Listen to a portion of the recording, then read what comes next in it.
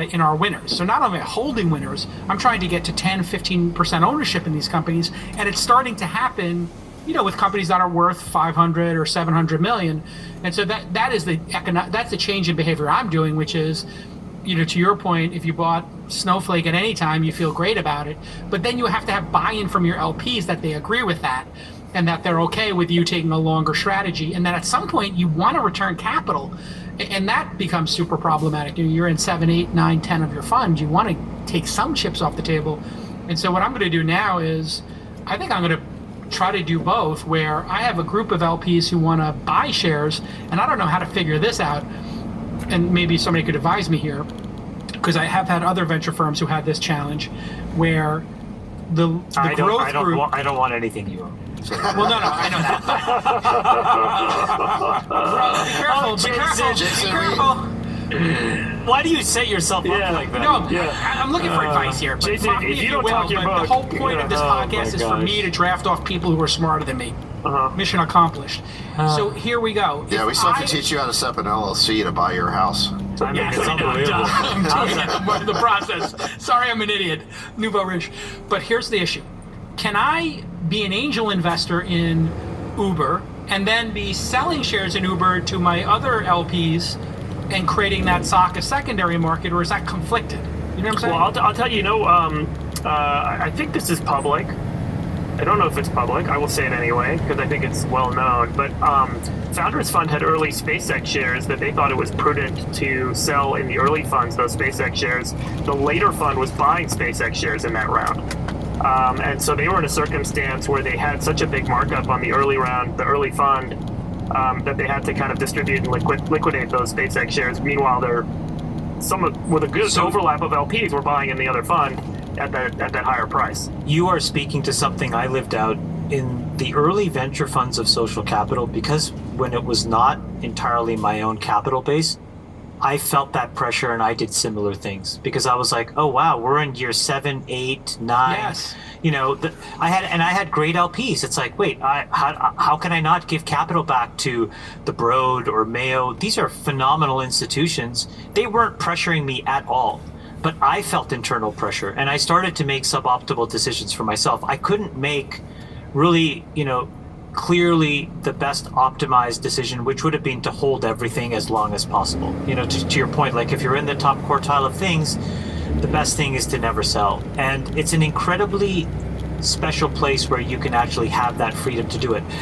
What's interesting is I actually think the folks that are in the best position to do it are actually employees. And I actually think that they're randomly doing this when you look at the churn rates of employees today. Like I saw this crazy stat. The average tenure at Uber is 1.8 years. That's crazy. The average tenure at Tesla is 2.1 years. The average tenure at Google is 3.2 years. So if you think about a traditional 10-year career in the Valley, you have somewhere between, three and five different baskets of shares that you're getting. And, those are costless options effectively. That's actually an incredible form of portfolio construction for these people, because if you never have to sell those things, you can wait till they go public and you can underwrite them forever. That's probably what a lot of employees in Silicon Valley have figured out implicitly. I have a question I want to ask you guys as well, which is, I just want to go back to the public markets for a second. I tweeted out some of these amazing things I learned from the Bezos. Oh my God, this is demented. Did you guys see what I tweeted? I saw your tweet and I've been reading it. It's unbelievable. Do you have it in front of you, Jason? I do. I'll just give you the Chamath's tweet here, high level. 28% of purchases on Amazon are completed in less than 3 minutes. I think we've all done that. 50% of purchases on Amazon are completed in less than 15. And if you actually look at that, and I think this is I don't know if you made this calculation. No, this is Bezos wrote it in the letter. All of these things are. So if you value your time at $10 an hour, a very low one, that's $750 a year, and that means your prime is free of $120 a year. So let me say $630 in profit. Let me say it differently. The average trip to the store, driving, buying, coming back is an hour. So what Bezos said is that typically we will save you 75 hours because we can make all of that more efficient for you. At $10 an hour, that's worth $750. Right. We only charge you $120 for Prime, which means you get $630 of savings. But then he goes on to say, and we have 200 million customers on Prime, so we're saving them $126 billion, my instant reaction was two things. And so the last 2 points in that tweet are mine. One is, holy fuck, that's more in 1 year than what most companies are worth in their entire lifetime. And the second is that you can buy Amazon for 13 times 1 year's worth of savings for a customer. If you look at Prime. Yeah. Which makes Amazon seem exceptionally cheap. But the reason I brought up Amazon is he also wrote in there about his responsibility to his employees. And we were just talking about employees and churn. And this was incredible to me that 70% of their employees voted down the unionization effort in Alabama. And I just wanted to get Saxipoo, red pill it, crush it, snort it. What do you got to say? Yeah. Well, I mean, what happened is you had in Alabama, there's a Amazon plant there that where there basically was an election to decide whether they would go union or not. And there were 2,536 workers who voted in this union election. About 1,800 voted against unionization versus 738 who voted to unionize. And then ballots from another 505 workers were challenged by either Amazon or the union. So we don't know yet what they mean, but those votes won't change the outcome so the election is over. Now, this was a heavily lobbied election. I mean, Amazon was lobbying employees, but so were the unions. And it looks like the unions at the end of the day were lost and the employees voted to, remain unionless. Brad, what do you think? I thought it was a beautiful defense of capitalism that's very much needed right now. Yeah. It reminded me a lot, frankly, of the Gates Foundation annual letter, where Bill Gates is saying, capitalism is far from perfect, but it's resulted in the most important era of prosperity and health and wellness in the history of the planet. And, as I said on CNBC this week, we live in a moment where capitalism is absolutely under attack. And I truly believe it's the greatest potential force for good in the world. It brought us a vaccine, right? It brings us innovation that pulls people out of poverty, that makes people healthier, that gives an opportunity for people in rural areas that are impoverished to be educated. But I do think it's incumbent upon Bezos. I think this was very much a robber baron sort of defense of building railroads. And I thought it was brilliant in its execution. But I think it's important for all of us to stand up, not defensively, but to say, what are our obligations to make capitalism the greatest force for good? Chamath, whether it's you and I talking about Invest America on CNBC and giving every child in this country a participation in the ownership society, right? Or all the other initiatives that we need to work on to make the case. We need to make it better. And I think one of the issues here is, what we see on Twitter, being part of the Twitterati, is, people who are super woke, socialist, whatever, talking about this. But in reality, the workers don't want it. And I was talking to somebody in the media space. No, hold on. Can I just say something slightly different, Jason? I think what workers don't want is the version 1.0 of unions. Okay. Because I think what they see that as is a tax that then goes and fills the coffers of certain people. I think you've seen a bunch of waste, a bunch of graft, a bunch of corruption. Yeah. People have been arrested. Unions are not effective anymore in collective bargaining. They are not. They don't have any data. They don't have any facts. They don't have any power. But they're not set up to win. So I think, in my opinion, I think unions have an important role, but you need a version 2.0. You need some young, smart, bright people to reframe what unions are. And then I think you would see everybody collectively organized, which is, it's not about dues. You don't need hundreds of millions of dollars to all of a sudden use to then elect certain people. And that old model is breaking. It's breaking every day. Instead, I think what people need to do is if you come together and you understand what are the products we make, what are the margins we have, how is my contribution measured, and then you're able to use data and fact to really collectively bargain. That hasn't happened yet. So I think it could be a free market, and people could go work at Starbucks or for Postmates. Both are good. And get paid more. But capitalism allows both to exist. Yeah, if you think about what a union is, you could almost make an argument that it is the ultimate manifestation of a free market system, because it is basically like a bunch of people spinning out to have their own startup.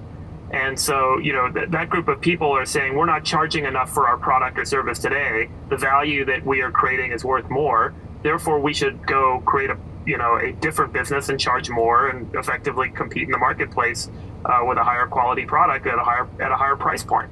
And I think that may be kind of the distinction between what people kind of view to be regulatory capture around unions, where there has been government involvement in the past.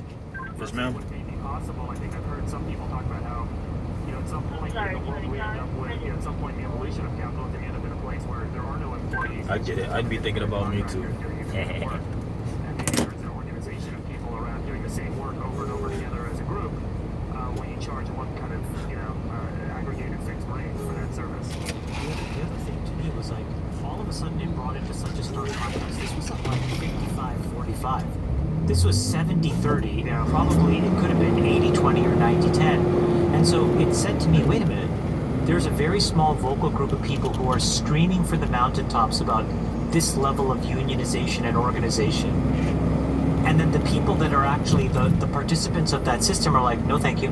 Yeah, well, I mean, it shows that Amazon does a great job managing, right? I mean, they create enough value and they've bid enough for the service that people don't feel like they're being underbid. Media companies have been going through a unionization process, from Gawker to Vox. The New York Times has already had one, and you're starting to see a bunch of folks voting on that. I was speaking to somebody who runs one of these companies, and they said in the short term, it's fabulous because they set the prices of employees. So when somebody comes to you and says, I want a raise, they say, well, we can't, because here's the pay scale that you negotiated, so we have to stick to that. I can't give you more than other people, because one of the things you fought for as a union was pay parity. And so you've got 5 years. Here's what it says on the chart, 5 years. So it made everything predictable. And they said they like that. They said the problem is, over the long term, when you get to year 10 of a union, in order to fire somebody who's not doing a great job, you have negotiated with the union that they have to get all these warnings, and it's uncomfortable. So then the managers don't do the performance plans, they don't do that, and then eventually who's left in the organization? The lower performers. And then who leaves? The higher performers who can command more money. So once you get this union thing going inside of a media company, in the short term it controls costs, in the long term it kills excellence. This was what somebody told me. Have you guys seen the movie American Factory? I think this was on Netflix. It was actually created by, it was the first film produced by Barack and Michelle Obama's production company. But it's a very interesting film about, there's a Chinese billionaire who goes to kind of the Rust Belt, to a little city outside Dayton, Ohio. And basically opens a factory producing glass windshields for cars. And this factory had been shut down. The whole town was kind of out of work. They were kind of down in the dumps. And so this crazy Chinese billionaire comes in there and reopens the factory.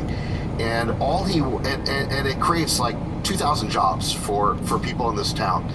And everything starts off great. There's these really interesting sort of culture clashes between the American workers and the Chinese executives, and some of it's kind of comical, and they showed it in the movie.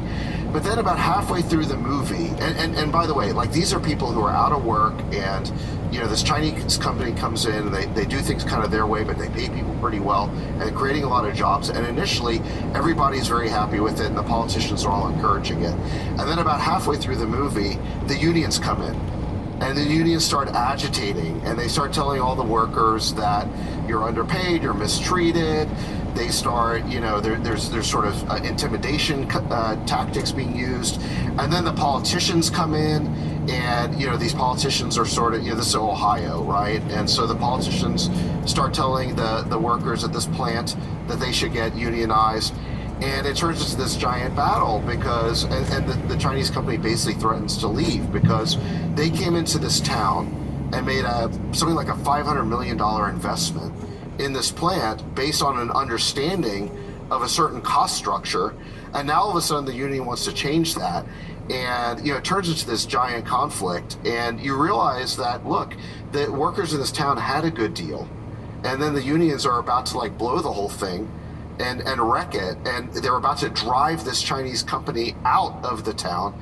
And then they do this election, kind of like what Amazon did. And ultimately, the Chinese company wins and the voters choose not to go with the union. But you just feel like it's just so frustrating to see this. Because it's not like this particular union is benefiting the workers. It's about benefiting these union representatives. Who are then paying off the politicians, which gets back to our discussion in your little speech for your governorial run that you're going to fire all the teachers come September 1st if they don't show up for work. No, but look, it's a really interesting movie because I think what it does is it highlights that what's in the interest of these labor union leaders is not necessarily what's in the interest of the employees. Anybody watch? No. This guys, look, this is like the simplest form of incentives to understand. You pay dues as a union member. Those revenues get allocated and controlled by a handful of people in union leadership. So this shouldn't be a surprise that their incentives get misaligned, especially when you go from a small, effective union to a broad, union that represents all kinds of different workers. It's an impossible infrastructure to manage, and it becomes unwieldy. Unions can be effective. There is a value and a place for them. They need to get reinvented. By the way, I looked this up. You know what the average wage, the average fee is to be in a union across all unions in the United States as a percent of labor? Anyone grab a guess? It's 1.5%. Yeah, I said 2. Yeah. So the argument is if they can increase wages net to those employees by more than 1.5%, it pays for itself, right? That's the argument. Think about their incentive.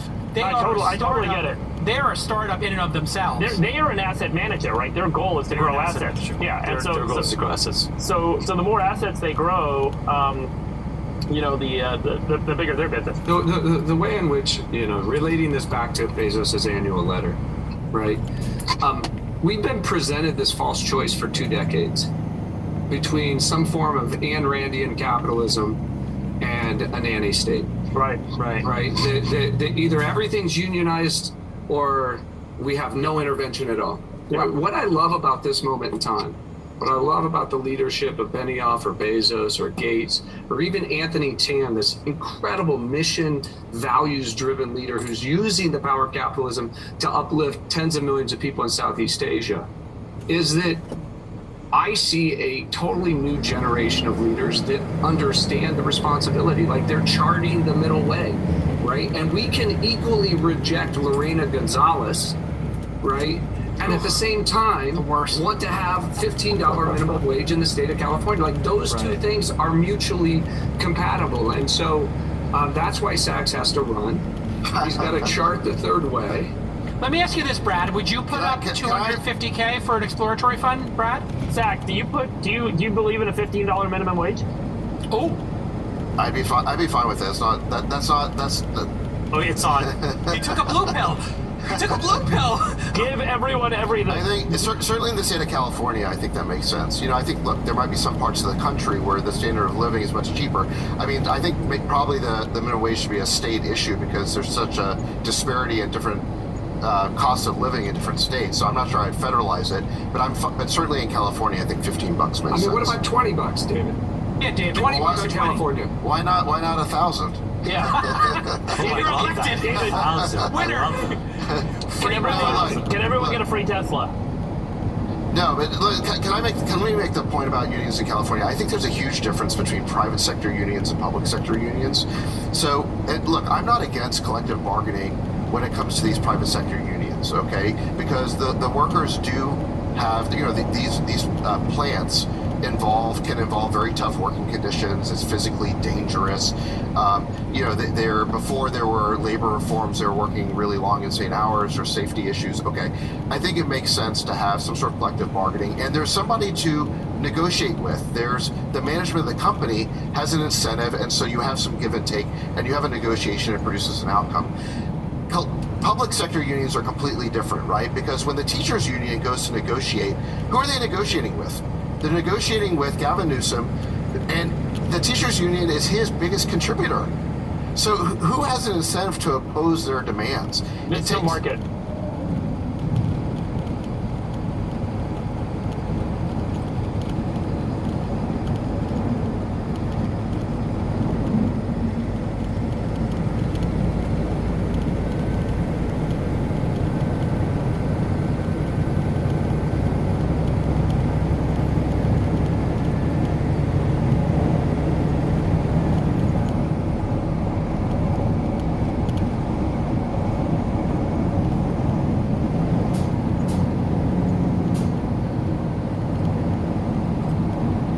what have I learned from what I'm listening so far since it decides to pause? Probably have bad reception out here. What have I learned? Damn, nigga. Anchor Horse Farm. I would get that, but I mean, I don't know what needs to be done from a due diligence perspective, but from an area location perspective, I would invest into that, and if the price was good. But what have I learned?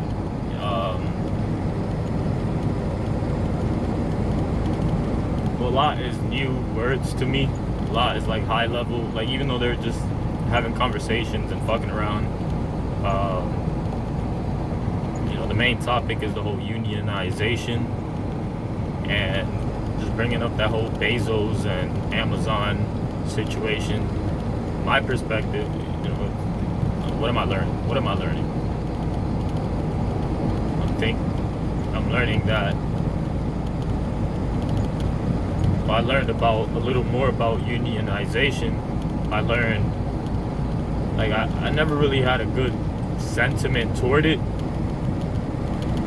I never had full understanding of it, and I still don't. But when I hear that, I always think of the school system. I think about, There's no market, and so it, at a minimum takes a politician. I think about like the postal service, even though I don't fully know if they're unionized. And I learned a little bit about the decision making behind it. And if this is true, I don't know if it is, but if it's true that the people dictating the union are pretty much asset managers, and their motive operandi is not necessarily for the employee. I learned that. I never really knew that was the structure behind it. But according to this audio, my perspective is like, damn. So, I mean, it's just like a shareholder, if you will, or like a CEO or president of a company wanting to increase revenue for a shareholder, but not necessarily do anything for the person that's increasing the revenue or doing the work to increase the revenue. That's just my perspective after listening to this. Now, of course, there's going to be another side, and the best way to get the other side is to listen to union workers. I'm sure they have valid points. Based on my perception today, I'm cool. I'm not. I wouldn't fight towards unionization. I wouldn't be a part of that movement, and I wouldn't try to be a part of a company that is set up that way. I wouldn't fight to be in a company. In fact, I remember a company I applied for, it was driving city bus. It wasn't a big, it was like the smaller buses, I believe, for the elderly. I applied for them, and I think they were structured that way. Here in Palm Beach, I think they were structured like they were a union type company. Like everybody starts at a minimum, at a certain wage, no matter what, and then just you gotta increase in ranks and go through that process. Put in the time, if you will. Invest your time and trade your time for that return.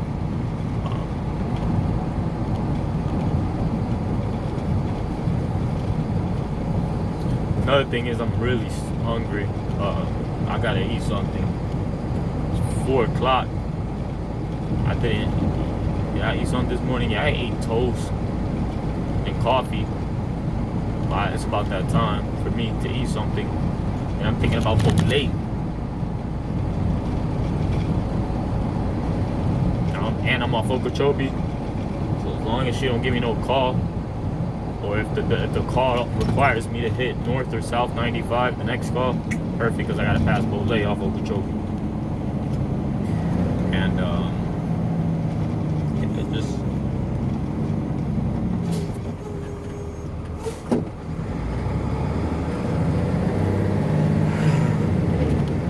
a little exhausted. Not a big fan of doing this shift, but gotta do it. I don't have to, but I'm doing it. I gotta keep moving forward and make money, and I can't say no. I mean, I could, but I'm not going to say no. I just gotta keep grinding. Just keep doing what I have to do.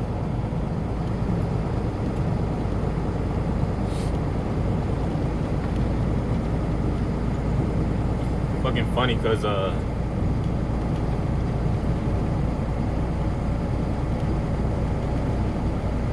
I know I could do better. I haven't really been rendering service effectively and consistently, but if I start asking myself, how could I render service? How could I actually render service to the world? Like, what part can I play in improving capitalism?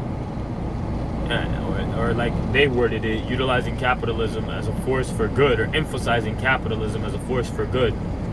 Number one is education, right? Because, you know, capitalism is one thing, but there was a book that I mentioned it to people often. I remember I was living on the street, and there was a book I read in the library. It was Conscious Capitalism. I forgot the author, but he played a role in Whole Foods, either president, vice president, something along those lines, founder, co-founder, something in Whole Foods. And that book was powerful because it just, again, I can't really verbatimly say everything I learned from it, but one thing I compare it to how we make decisions now. And sometimes, like, you know, so capitalism is the reason a lot of people have jobs and they're able to afford the conveniences and afford food, healthy foods, and be able to pay for the services that are out there. We're able to afford the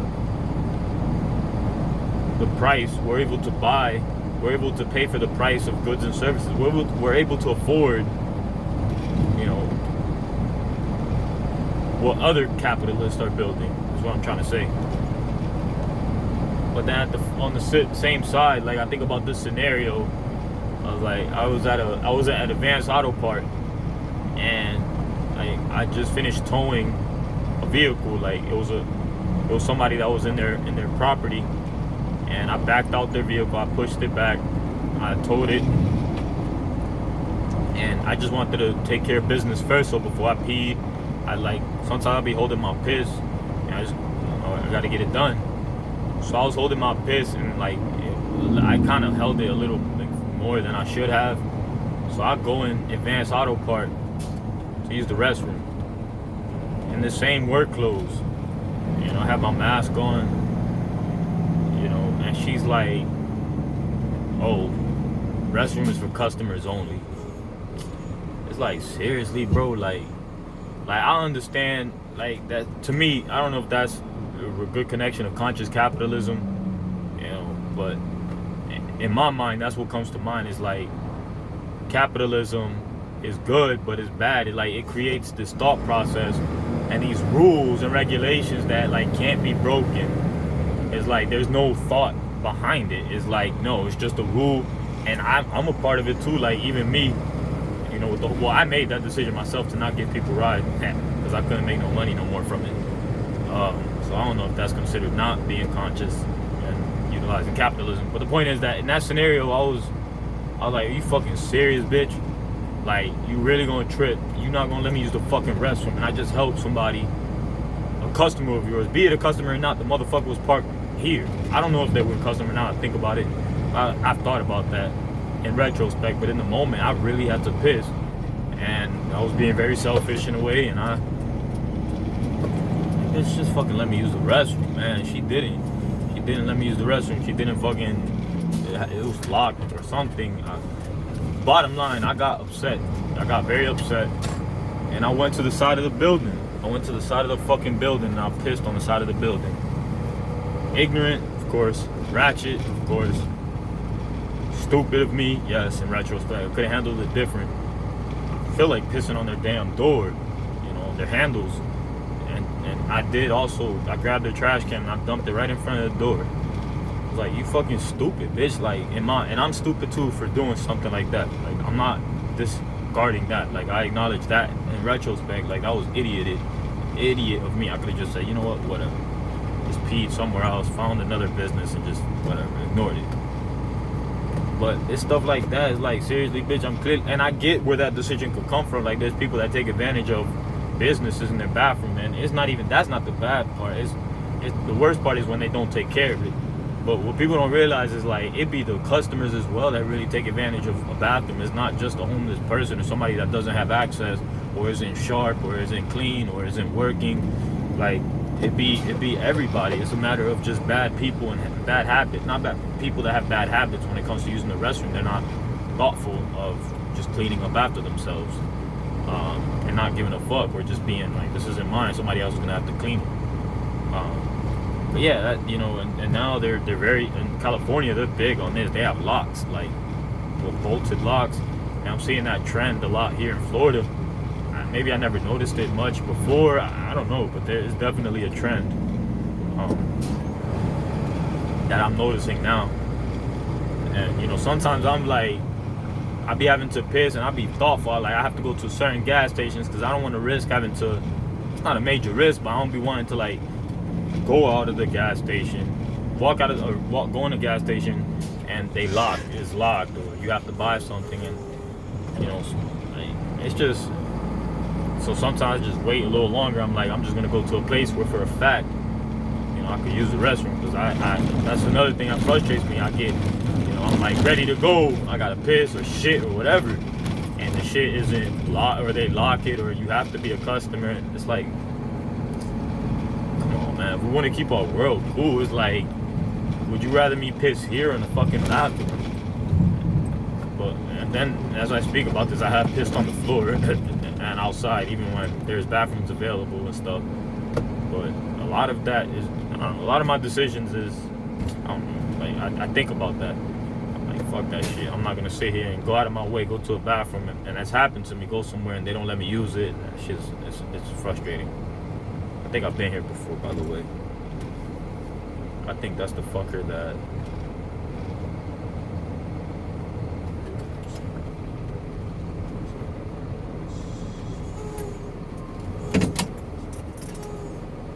We were talking in smack. I think I passed the house. Yeah, but that looks like the house that when I backed up, that nigga came out and it was like, get the hell off my property.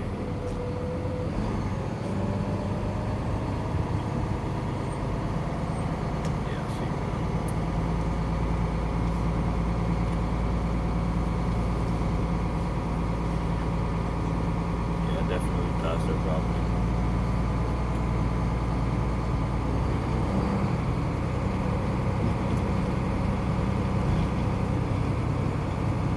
But I was engaged in what I was saying more than paying attention to where I was going.